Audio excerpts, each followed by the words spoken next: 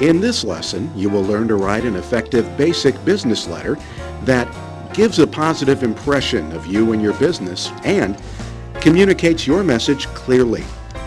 Most people don't think much about package design. That is, until the faulty one drops their prized possession on the ground. The business letter is a package that carries your message to its recipient. A well-crafted letter communicates your message clearly and accurately with no distractions. A faulty one confuses your reader, takes work to understand, or is simply ignored. Remember, first impressions count, so take care to project a sense of professionalism in your letter's layout. Check to see if your company has stationery with a letterhead. If not, you will need to construct an inside address block. We'll cover the details of that in a moment when we talk about the structure. Use spacing and balanced margins to give your letter an open, centered appearance. Margins should be 1 inch to 1.5 inches wide. Choose an easily legible type style and size. On paper, a serif font is easiest to read. Use 10 to 12 point size. And remember, this is a business letter, not an ad, so avoid flashy fonts or excessive italics. Print the letter on good quality 8.5 by 11 inch white or ivory paper. 20 to 24 pound bond is appropriate.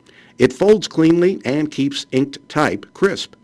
The first page of every letter should have either a letterhead or a typewritten heading to identify the address from which the letter was sent. In effect, this heading is the letter's return address, though without the author's name. Spell out street, road, and so on. Directions such as northeast are abbreviated without periods.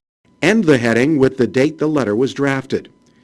Letters within the U.S. generally use U.S. date style, while international letters and military correspondence use international style. The inside address contains the recipient's name and mailing address. Place it 2 to 8 spaces below the heading. The first line of that address consists of the reader's complimentary title, full name followed by a comma, and then the job title, if that title is one word. For a longer job title, add a line below the name. Next, list the reader's office or department if applicable. The organization name follows, and then any applicable street address, P.O. box, and suite or room, followed by city, state, and zip code. The U.S. Post Office prefers a 9-digit zip code. Double space and then include a salutation to personalize the message.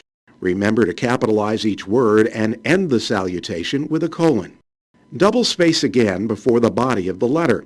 The body paragraphs should be single-spaced internally with no indentation. A double space separates each paragraph from the next.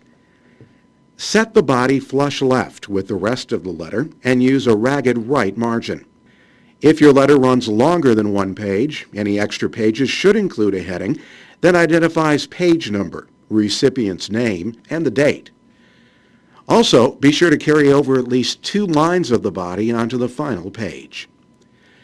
After the body, double space again and add a complimentary closing line, capitalizing only the first word. Next comes the signature block. Allow 4 spaces for a handwritten signature, followed by the writer's name and one-word title. If the title is longer, place it on a line immediately below the name. Place any enclosure note 2 spaces below the signature block. Either note the number of enclosures or add a colon and list the titles vertically. For a postscript, double space again. Type P period, S period with no space between the characters and no colon following, and continue with your note. To paraphrase the Tao Te Ching, we make pots out of clay, but it is the emptiness inside that we use. So far in this lesson, we have covered the customs for the appearance and structure of a business letter. Now it's time to fill it with content using these basic steps: pre-write, draft, revise, and refine. For pre-writing, ask yourself what purpose the letter should accomplish. What do your readers already know about the subject, and what do they yet need to know? With those things in mind, gather any information resources you need, then jot down a list of the main points you want to cover and arrange them in a logical order. Next, draft your letter from that list. Introduce your topic in the letter's opening. In the middle, explain the topic more fully and supply your readers with any necessary details. For a good news or neutral message, it's best to state your main point early and then expand upon it. For a persuasive or bad news message, build up to the main point instead. Close by identifying what action should be taken next and who is responsible for that action. After your draft is finished, read back through from beginning to end, imagining you are the recipient. Check to make sure that all details are correct and that you've presented them in a logical order. Ask yourself if the tone is appropriately conversational and professional. Revise as needed. Then read back through the letter one more time to polish it line by line. Change any ambiguous wording to make the meaning precise. Make sure everything is spelled correctly, especially personal names. Correct any errors in grammar, punctuation, and mechanics so that the letter reads smoothly.